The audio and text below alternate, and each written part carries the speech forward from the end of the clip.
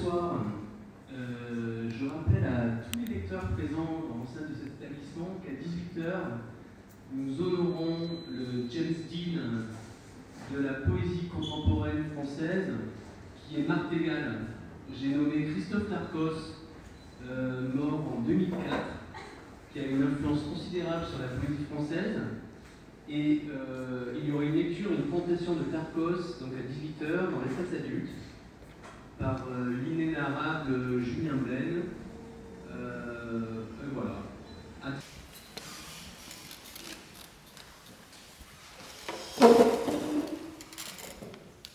Bienvenue à tous. Avant de me transformer en assistant de Julien Blaine, je voudrais parler quelques minutes en tant que directeur adjoint de la médiathèque Aragon. Je suis arrivé là il y a 1 an.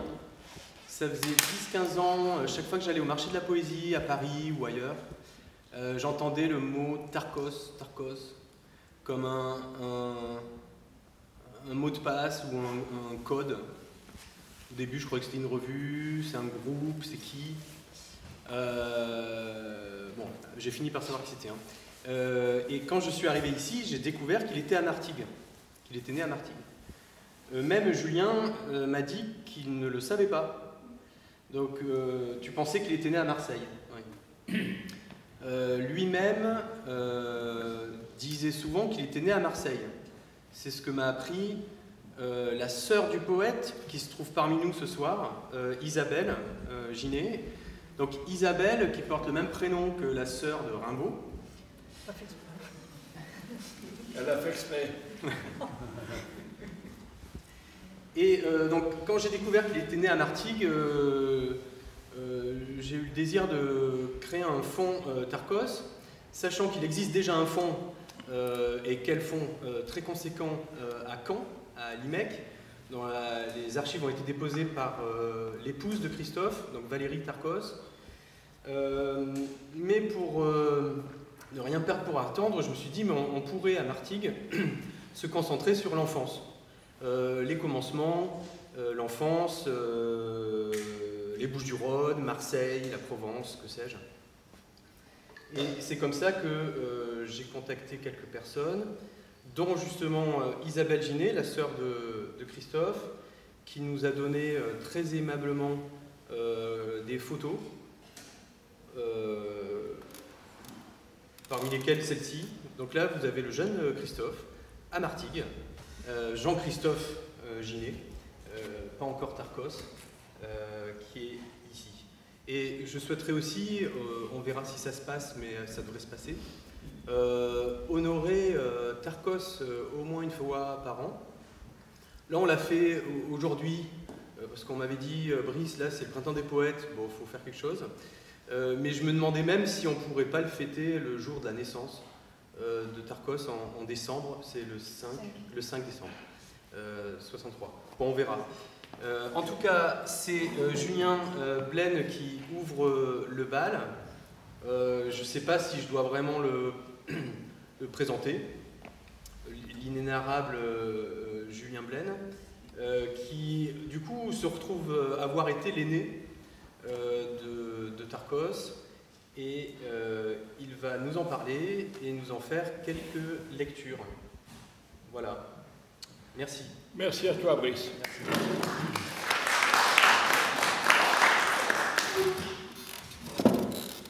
Ah, ce sont des belles histoires. C'est des belles histoires que racontent les vieux comme ça à la veillée. Donc Christophe, je l'ai connu tout jeune, arrivé à Marseille, où j'avais créé un centre international de poésie qui s'appelle le CIPM, qui existe toujours. Et il y avait, mais je vous raconterai ça tout à l'heure. Et donc de ce jour-là jusqu'à sa mort, où je suis allé le voir plusieurs fois, on ne s'est pas quitté. Vous savez, on a comme ça des enfants magnifiques qui sont nos enfants, puis on a des enfants magnifiques qui ne sont pas nos enfants, mais qui sont encore plus nos enfants. Il y en a quelques-uns comme ça. Et Christophe est sans doute un de ceux qui a été l'un des plus importants pour moi. Comme disaient les vieux pères, qui m'a donné le plus de satisfaction. Je remercie vraiment Isabelle d'être là ce soir. C'est pour moi un grand honneur, un grand plaisir. Je remercie aussi Marina qui est là, Marina Mars, qui avait une galerie qu'elle tenait avec Jean-François Meyer à Marseille, qui a exposé des expositions absolument incroyables de Christophe Darcos. Bien sûr, je remercie toute l'équipe de la médiathèque Louis Aragon, et plus spécialement son directeur, Thibaut Canouti, et mon ami derrière moi, Brice Bonfanti. Voilà, ça je voulais vous dire ça. Je voulais dire ça, puis je voulais vous dire aussi qu'on va commencer avec un petit texte de rien du tout qui s'appelle L'argent. L'argent est très court, ça fait 2 minutes. C'est pas très audible, c'est une mauvaise captation, mais il est déjà là. Écoutez.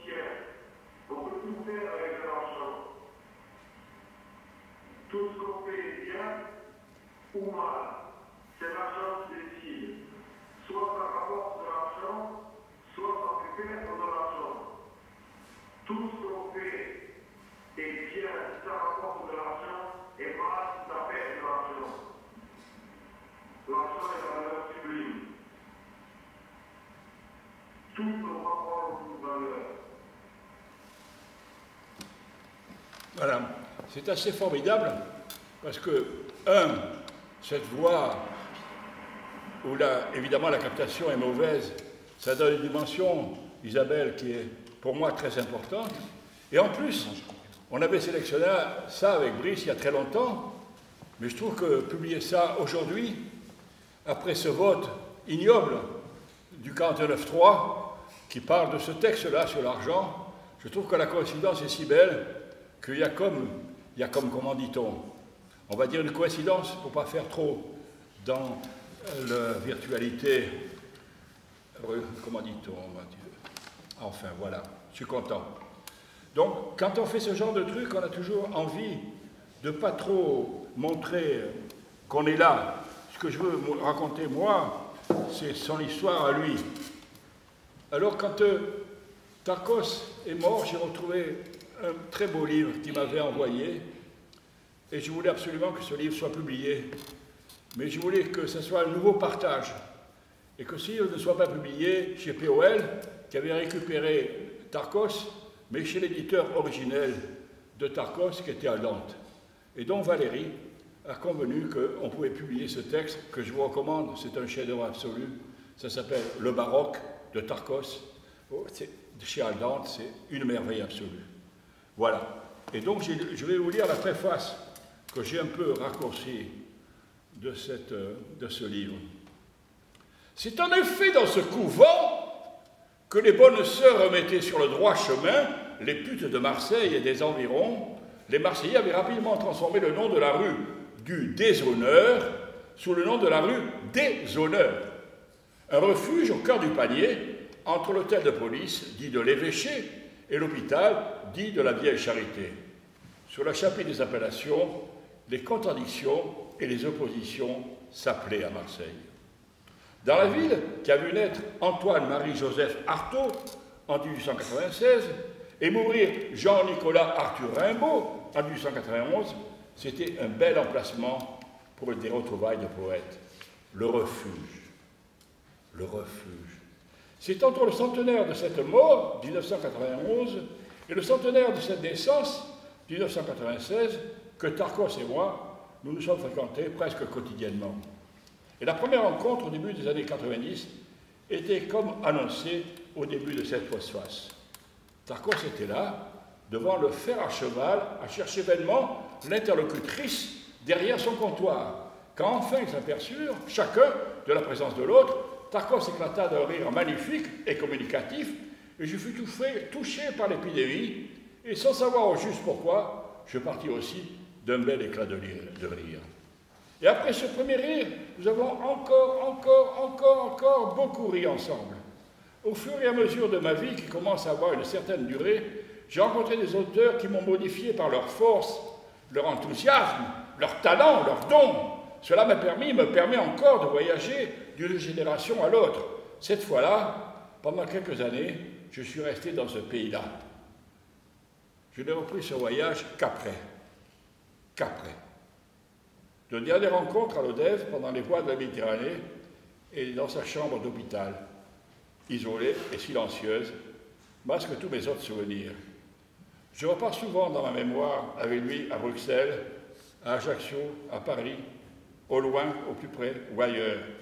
Et immédiatement se tatoue sur la peau de mon cerveau deux visions, son regard évadé et ses mains délavées à l'Odève.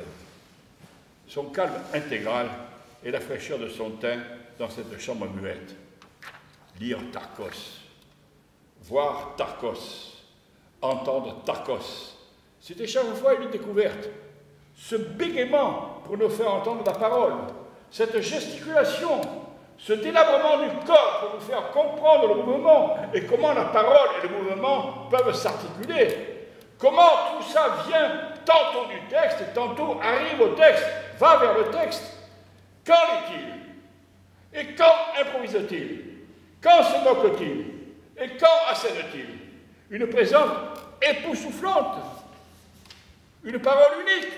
Tarkos dit un mot, un propos, une maxime. C'est le nom qu'on donnait au Moyen-Âge à certaines compositions narratives. Dites, convenues, entendues, surnommées, au lieu du. Tarkos mue. Dans de nombreuses espèces animales, la mue est un phénomène physiologique. Tarkos est. Tarkos est. Et un jour, après même manuscrit, brouillon et photocopie, il m'a donné ce cahier baroque, bouleversé par sa lecture, bouleversé à 100%. Un seul désir, qu'il paraisse, qu'il existe. Là, je vais vous lire un petit texte de Tarkos qu'il a fait pour moi et qui est un texte pour moi très important. Théorème de la première et de la preuve d'existence du point fixe. Il existe au moins un point fixe, démontré en 1923 par L. Brouwer. Une feuille de papier imprimée, poème métaphysique de Julien Blaine, au fond d'une boîte. La même feuille de papier imprimée, froissée en boule, jetée dans la boîte, il existe au moins une lettre qui se trouve à la verticale de sa place sur la feuille restée au fond de la boîte. Julien monte au sommet du Kilimandjaro en partant de chez Sarenco à 10h du matin. Il dort au sommet, il redescend le lendemain à 10h du matin. Julien est passé à l'aller et au retour exactement au même endroit, à la même seconde.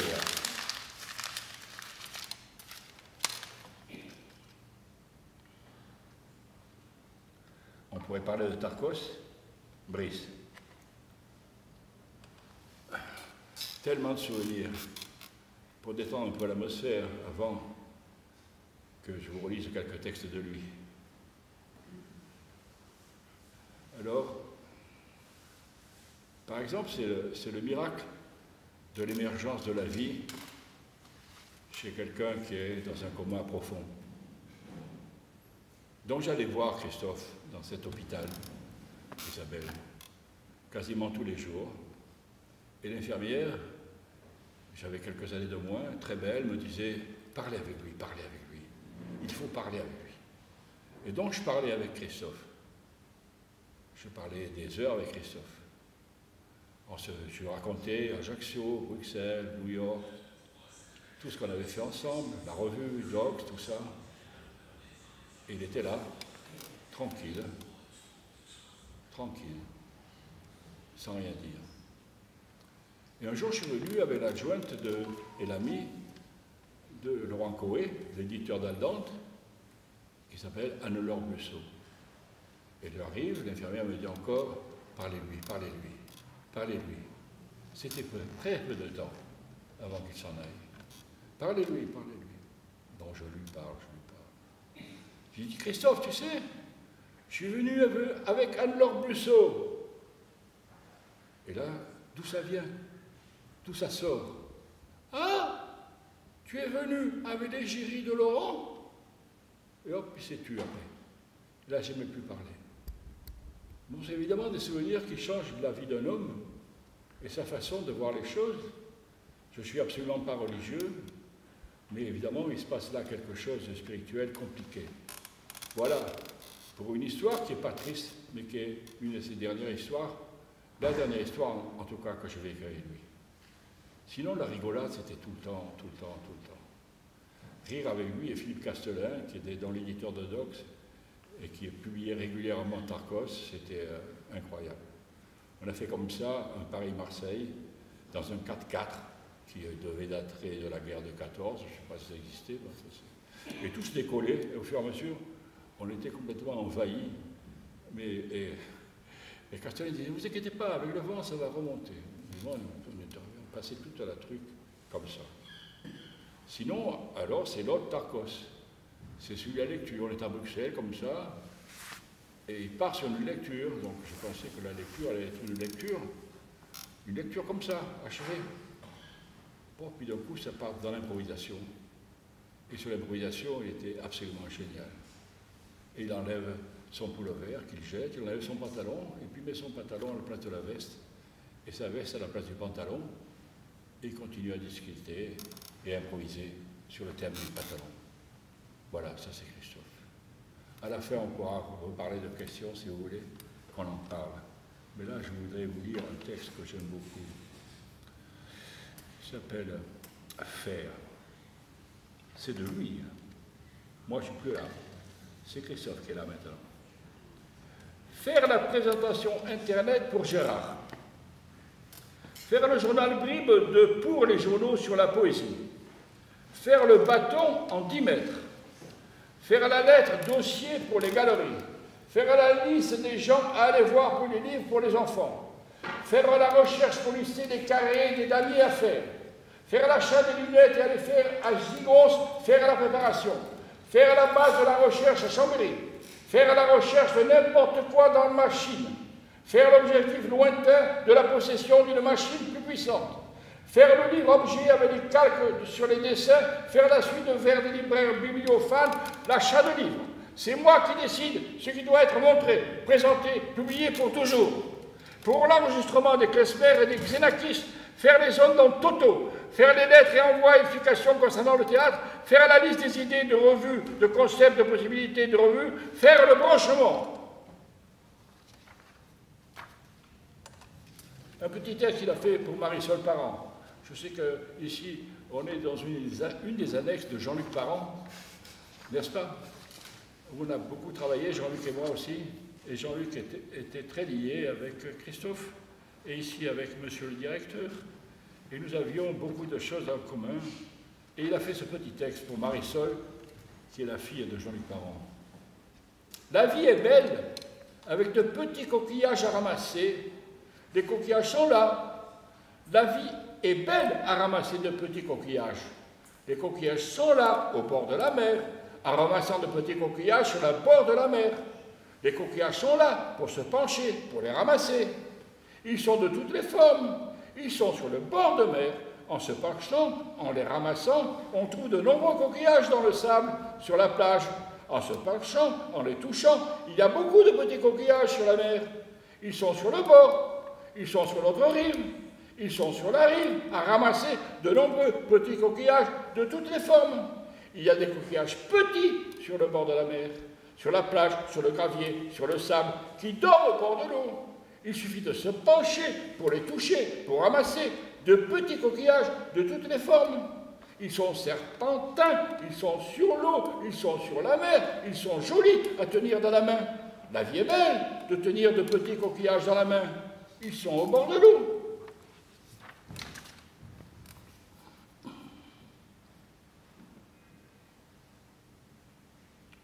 Toujours de lui. 3 choses dans le panier.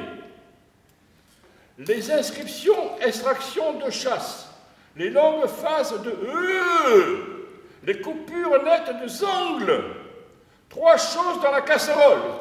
Les graines, la texture granuleuse de ce qui reste, l'épousement, l'assouplissement, la tranquillité de livre, les structures glissantes des plaques qui bougent de cible. 3 choses dans le casque, l'englobement en plus de l'étouffement, le hasard du destin, le voilà le destin. L'articulation, comment ça s'articule? 3 choses dans le vase, 3 choses dans la valise, des ronds, des cases de damier, lisses et des tas de mots.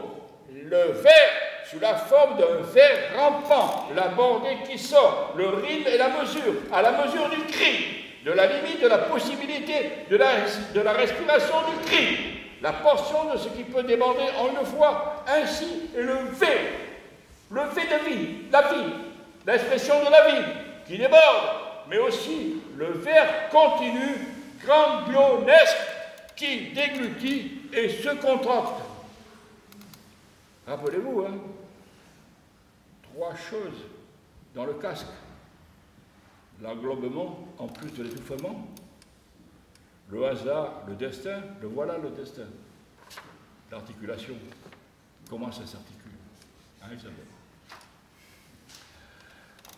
Voilà, alors je vais vous parler maintenant des œuvres complètes qui ont été publiées chez Paul. C'est des belles histoires. Ça, c'est le premier tome. Ça s'appelle Écrit poétique. Et c'est Cathy Molnar, avec qui il a fait une revue magnifique qui s'appelle Poésie prolétarienne, qui a fait ce premier tome, qui sont, comme le nom l'indique, Écrit poétique. Voilà Cathy Molnar, avec avant chez moi, avec Tarkos. Et ils ont travaillé, elle a travaillé pour rassembler ça de manière absolument extraordinaire. Et c'est un livre considérable, très important. Mais quand on a fini ce livre, que je vous recommande, moins que le baroque, mais que je vous recommande, il fallait faire toute l'œuvre enregistrée de Tarkos. C'est-à-dire les vidéos, les cassettes, les enregistrements sonores. Il en a fait énormément. Il a été beaucoup capté, Christophe. Et donc il y a eu le second tome, qui s'appelle L'enregistré, où il y a donc des enregistrements de performance, d'improvisation, de lecture, qui a été fait par Philippe Castelin. Philippe Castelin, donc, était l'éditeur des nouvelles séries de Dox, et en même temps l'ami de Tarkos. Tarkos allait souvent en Corse, dans une maison incroyable, à Stefanac, au nord et au sud, et en haut d'Ajaccio, qui était un endroit sublime. Voilà. Et donc, voilà donc ce Philippe Castelin, dans l'image suivante, voilà, qui est ici avec la rue des Dox, bien évidemment, sur un très bel festival, Marina, dont vous vous rappelez peut-être, qui s'appelait Poésie Marseille. Et au cours de ce festival, on a fait cette photo. Ma revue s'appelle Dox, c'était la sienne, Jean Torregrossa et Philippe Castelin, l'un et l'autre étant les éditeurs de la nouvelle formule de Dox. Et c'est Philippe qui a fait ce numéro absolument incroyable sur Dox, l'enregistré, qui est un travail absolument considérable.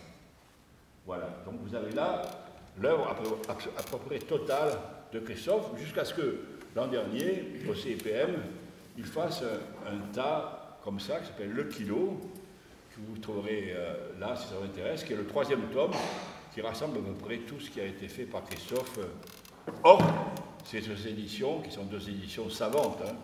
Cathy, c'était vraiment l'amie et la complice de Christophe, elle savait de quoi elle parlait et où elle allait avec ce texte. De la même façon, Philippe, c'était le complice, l'ami de Christophe, et il savait lui aussi de quoi on parle et comment ça allait.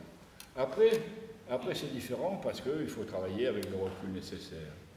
Voilà, donc pour moi, je pense que ces deux textes, ces deux encyclopédies, plus le baroque, vous avez une vision quasiment totale de Christophe, sauf si un jour on retrouve dans ses archives, puisque nous avons le bonheur, Christophe et moi, d'être à l'IMEC, qui travaille régulièrement sur nos archives, sur nos bibliothèques, on leur a tout donné, moi de mon vivant, et Christophe grâce à Valérie, à Isabelle, donc tout ça c'est à l'IMEC, si vous n'êtes pas baladé par Caron, vous avez envie de voir ce qui se passe là-bas, vous verrez, c'est absolument extraordinaire. Voilà. Donc cette revue est une revue, il a fait deux revues comme ça, une qui s'appelle Revue Poésie prolétarienne, qui a fait avec Cathy Molnar, et une autre qui s'appelle RR, qui est une revue aussi exceptionnelle, qu'il a fait avec Nathalie Quintane et Stéphane Bérard, qui est une revue renotypée, très pauvre, mais avec des révélations, mais des trouvailles absolument exceptionnelles. Donc, si vous passez par là, du côté de Caen, allez à l'IMEC, en plus, l'abbaye est absolument sublime, c'est un endroit absolument incroyable, et vous allez vraiment vous régaler dans l'espace, qui est d'une beauté incroyable, et des archives, parce que si vous aimez Tarkos, ça sera formidable, si vous avez envie de voir d'autres choses, c'est fou, tout est là. Voilà, ça, je voulais parler de ça. Et puis maintenant, je vais vous parler de Christophe. Ça, c'est sa photo. C'était juste avant qu'il soit hospitalisé. On l'avait mené à l'Odève. Et c'est là où on voit la crétinerie du pouvoir, comme on est en train de le vérifier au niveau politique en ce moment. C'est à la fois crétin et c'est à la fois cette fusion incroyable et imbécile de la fusion entre la sénilité et l'infantilisme. C'est très difficile, hein, être à la fois enfant et sénile. Bon, mais ça, c'est ce que réussit en ce moment ce gouvernement et ce pouvoir, et ce que réussit ce mec-là. Donc Christophe est là, je vais le chercher à Montpellier, je l'amène à l'Odève, et il repart avec le premier chauffeur pour l'Odève. J'ai dit, oui, Christophe, il devait dire, mais il dit, il est reparti. Donc je cavale derrière, je fais, et je le ramène. Et là, il est dans cet état où non seulement il est Christophe Tarkos, mais en plus, il est dans un délire absolument. Et là, un poète célèbre dont je tairai le nom, va dire « Oh, on les connaît tes copains, Julien !» Voilà. Donc c'est agréable d'être confronté de voir qu'il n'y a pas de limite à la connerie. Il y a deux trucs qu'il faut se mettre dans la tête, qu'il n'y a aucune limite à la connerie et aucune limite à la frustration. Donc pour moi, c'est une photo très importante, parce qu'on voit ce passage-là. Il est en train de partir dans son monde, et moi, je ne pouvais pas l'accompagner. C'est un moment important, très important. Alors, on passe à autre chose. C'est un tout petit texte que j'ai retrouvé de Christophe. C'est juste un petit mot qui dit « Je ne suis pas parti ». Évidemment, avec tout ça, ça m'intéresse. Il se trouve que Mathias Pérez, qui fait une revue qui s'appelle Fusée, me dit à ce moment-là, on fait un numéro spécial chez Christophe, est-ce que tu veux bien envoyer quelque chose? Donc je retrouve cette calligraphie de Christophe, je ne suis pas parti. Et je revenais de Carthage, j'avais trouvé cette espèce de folie de Rediluer un peu, réduire, plus petit. J'ai trouvé cette espèce de jeu de loi sur les mosaïques de Carthage, avec l'âne, c'est pour moi l'ours, le lion et le guépard. Et je ne suis pas parti. Voilà. Et donc j'ai fait évidemment, pour Christophe et pour Mathias Pérez et pour cette revue spéciale, un commentaire sur cette calligraphie. La calligraphie posée à la place du visage. Je ne suis pas parti. Je ne suis pas parti est un petit mot, un aveu, un mensonge. La mosaïque, bien que romaine, vient de Tunisie. Encore aussi un immense jeu de loi. Ainsi, ce petit mot de Tarkos prend la place du but du jeu, l'arrivée, un jeu sur le verbe errer. Errer,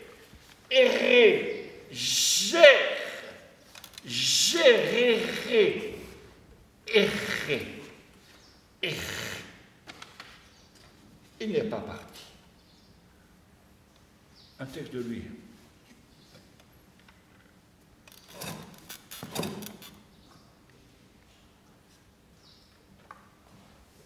Je suis poète. Mon travail est un travail qui s'inscrit dans l'art contemporain. C'est de l'art contemporain. J'ai écrit des poèmes. L'oiseau vole est un recueil de poèmes. Le sens va dans toutes les têtes. Toutes les têtes sont globalement rondes et dures, comme indéformables et comme impossibles à distinguer.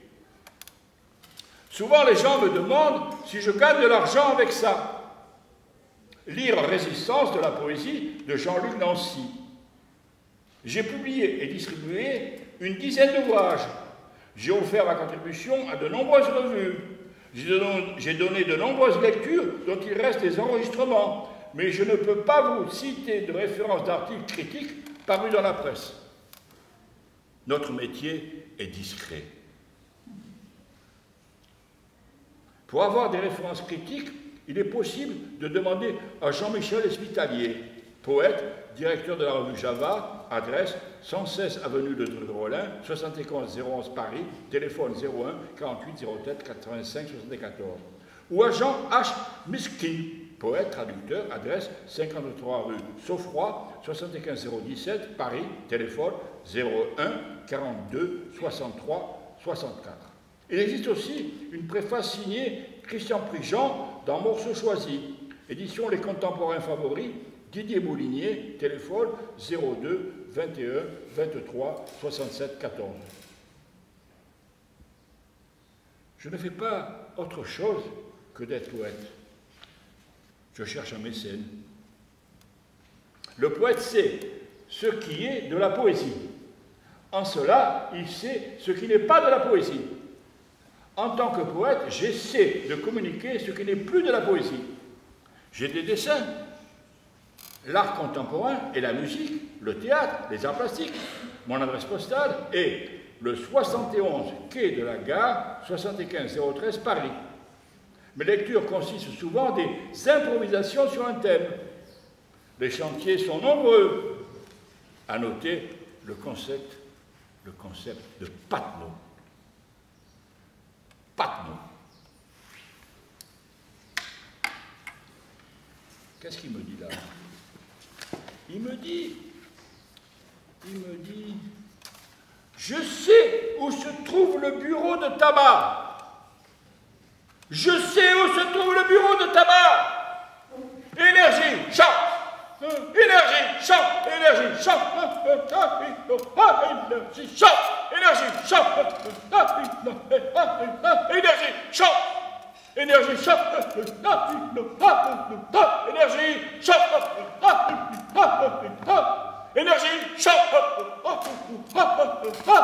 Énergie, chante. Énergie, chante. Énergie, chante. Chante. Énergie, chante.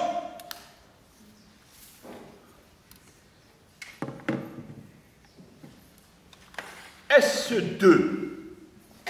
Les instruments, ce n'est pas moi qui pense, c'est la situation qui pense. Je suis bien ici, dans la situation.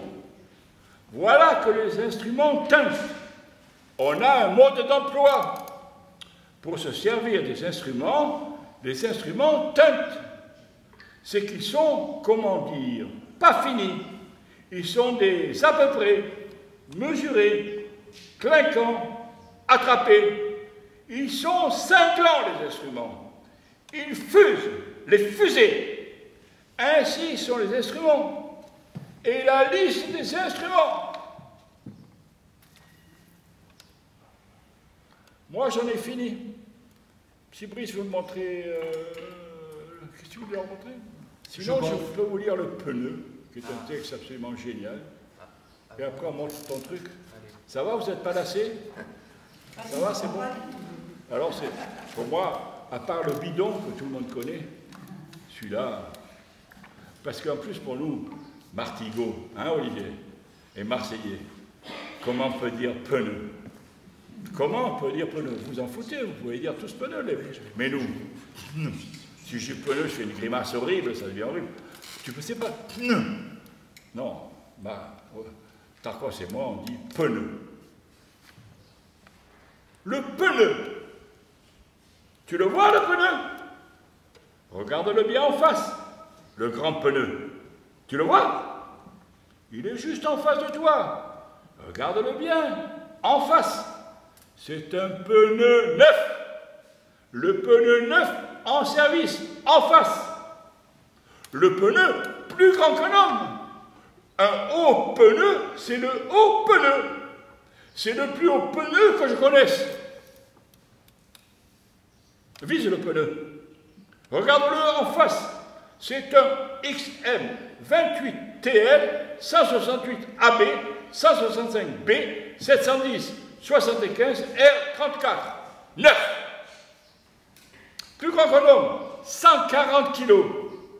Le plus beau neuf que j'ai jamais regardé en face. X, c'est la marque. XM28, c'est la forme des crampons des gros chevrons de 1 à cm de haut ou de creux qui partent sur les côtés.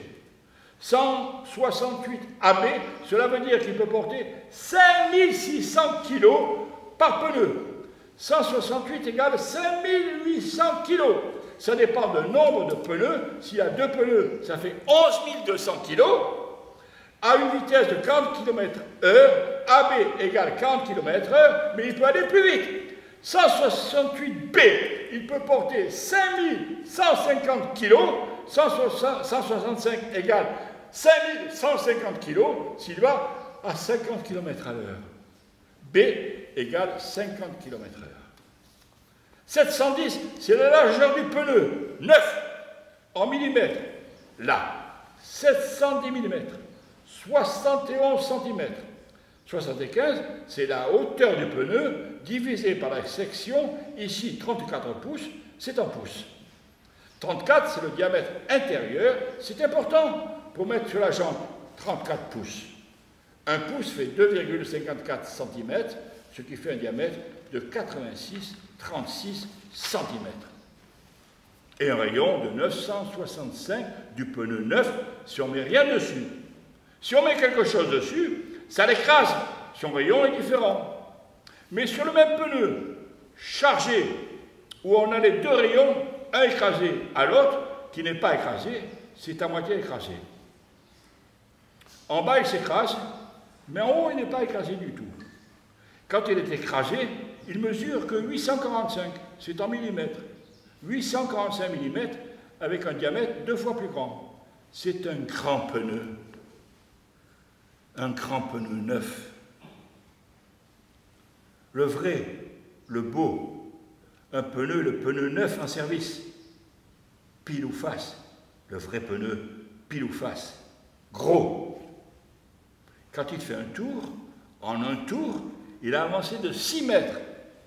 Il a fait 6 mètres en avant sans écraser et n'appuie pas. Il n'appuie à peine.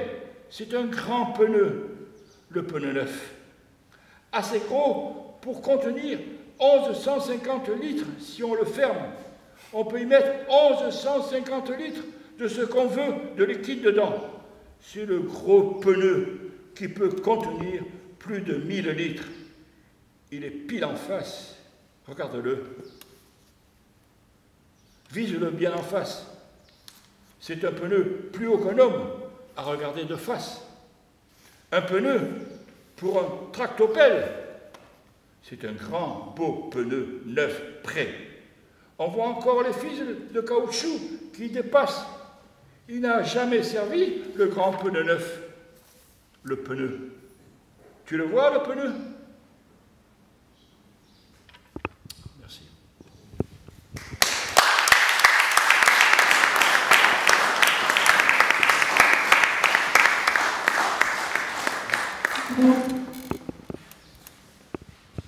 Pour terminer, avant de passer aux échanges avec la salle, je voulais mettre une petite vidéo de Tarkos lui-même.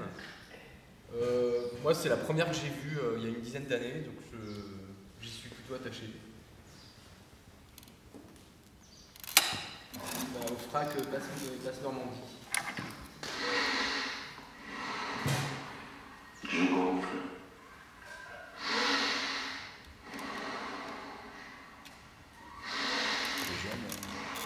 Ça fait 30 ans que je gonfle comme ça. Alors c'est bizarre, je gonfle depuis 30 ans et c'est pas encore fini d'être gonflé. Alors je continue.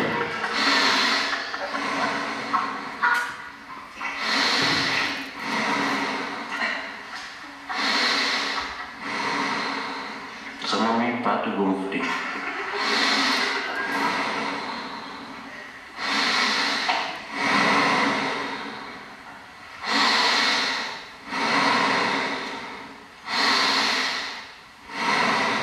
Je me demande quand même s'il n'y a pas une fuite.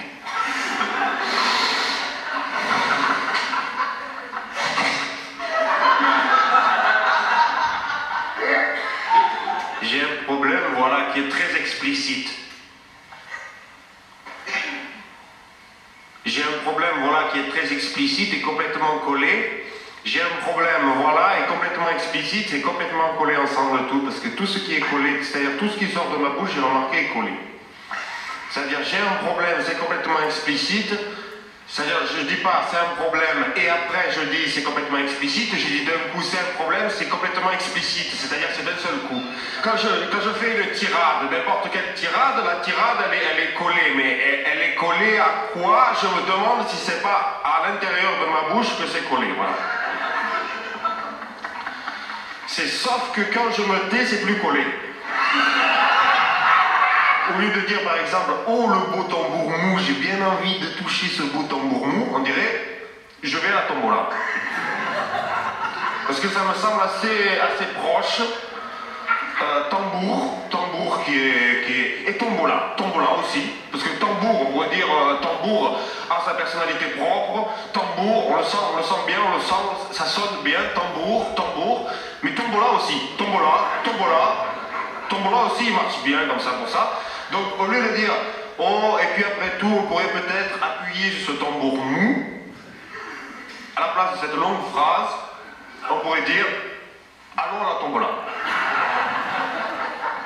Alors, patte mot, c'est une patte de mots, évidemment, mais il n'y a plus de mots dedans. Il n'y a plus aucun mot dedans, parce que j'ai remarqué un truc tout bête, c'est que les mots n'existent pas, absolument pas. Ça veut vraiment rien dire. Un mot tout seul, ça veut absolument rien dire. Donc il lui faut toute une petite étoffe, un petit halo de lumière, pour lui donner son sens, il lui faut des copains, des voisins, un petit groupe, il faut même plus qu'un petit groupe, il faut aussi un petit contexte, il faut beaucoup d'étoffe tout autour du petit mot. Vous publiez sur livre, pas sur disque ou sur cassette? Les deux, oui. Oui, mais c'est vrai que mon problème, c'est l'écriture écrite sur papier. Mais je fais aussi des enregistrements, tout ça. Mais le problème de Patmos, c'est parce que si on écrit quelque chose, c'est exactement pareil que de dire quelque chose. Il faut que ça ait un sens quand on dit quelque chose, il faut que ça ait un sens quand on écrit quelque chose. Et je crois que quand on écrit quelque chose, ça peut pas vraiment avoir beaucoup plus de sens que ce qu'on dit. Votre question est très adéquate, puisqu'il y a le momo. Et le momo ne veut rien dire. Et ça, c'est la base de Patmos, c'est que le momo dit qu'il veut dire quelque chose. On regarde n'importe quel dictionnaire, on voit mot qui veut dire quelque chose. Eh bien, pas du tout. C'est une des grandes bases, c'est que le momo ne veut rien dire.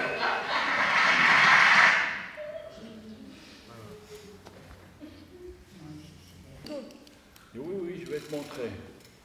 Et donc, on prend le métro, on descend à Gare d'Austerlitz. Et là, il me dit, tu vas voir, on sort. Je ne sais pas comment il fait. Il rentre dans un endroit. Il y a une petite porte qui ne marche pas. J'ouvre la porte. On monte un escalier. Et là, il me dit, regarde. Et il avait colonisé toute la soupente de la Gare d'Austerlitz. C'est-à-dire qu'il avait à peu près 1 hectare de bureau sous les toits de la Gare d'Austerlitz. Il était rentré dans des passages la nuit, je ne sais pas comment. Il avait sa table, son bureau, une chaise. Il dit, là, je viens travailler, c'est tranquille. Il n'y a personne pour me déranger. Et donc, après, j'allais régulièrement dans cet espace absolument incroyable. Je ne sais pas comment il avait trouvé des passages secrets pour monter là-haut. Genre le Grand Mall dans les gares d'Arcos. C'était incroyable, cet espace. Incroyable. Ouais, c'est une très belle histoire, ça.